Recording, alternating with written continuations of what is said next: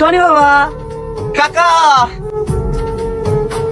এত লেট করলে হয়? আজকে আমার সব থেকে খুশির দিন। তোমার সাথে আমার কিছু কথা আছে। হ্যাঁ বলুন। একটু সাইডে এসো। আমি যে শুনলাম তোমার বিয়ে সালমার সাথে হচ্ছে। হ্যাঁ কাকা, সালমার সঙ্গে তো হচ্ছে, দেখলেন না বসেছিল। না না, ও কেন সালমাতে যাবে? ও তো সালমার বান্ধবী। না না কাকা, আপনার কথা ভুল হচ্ছে, ওই সালমা।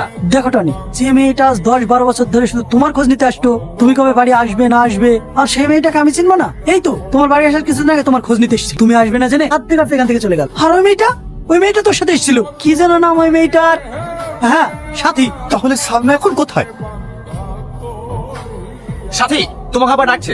হ্যাঁ যাচ্ছি। হ্যাঁ, আপনি টাকা নিয়ে ভাববেন না, দই কিন্তু ভালো আছে। আঙ্কেল, আপনি আমাকে ডেকেছেন? কই না তো। তাহলে টনি যে বললো। আমি তো সাথীকে ডেকেছি, তুমি আসলে কেন? তাহলে তুমি কি সাথী? না মানে, আমি কেন সাথে হতে যাব? আমি তো সালমা।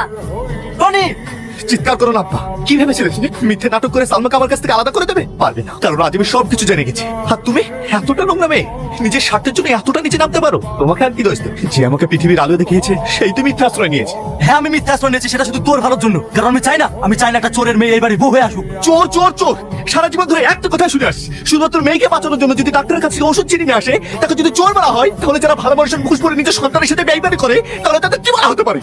আর কত নিচে নামবে তুমি? নিজের জেদ বজায় রাখার জন্য আমার ছেলে জীবনটা নষ্ট করে দিচ্ছিলে। মামা সাহেব, এই বিয়ে হবে না। কেন বিয়ে হবে না কেন? আমি ওকে ভালোবাসি, ওকে আমি বিয়ে করবো। উড়ে এসে জুড়ে বসলো। আপনি কে? আব্বা তুমি?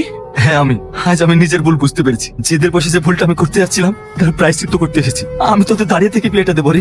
মৌলানা সাহেব, আপনি ওদের দুজনের বিয়েটা পড়িয়ে দিন। আমার টাকা এই নিন, আপনার টাকা।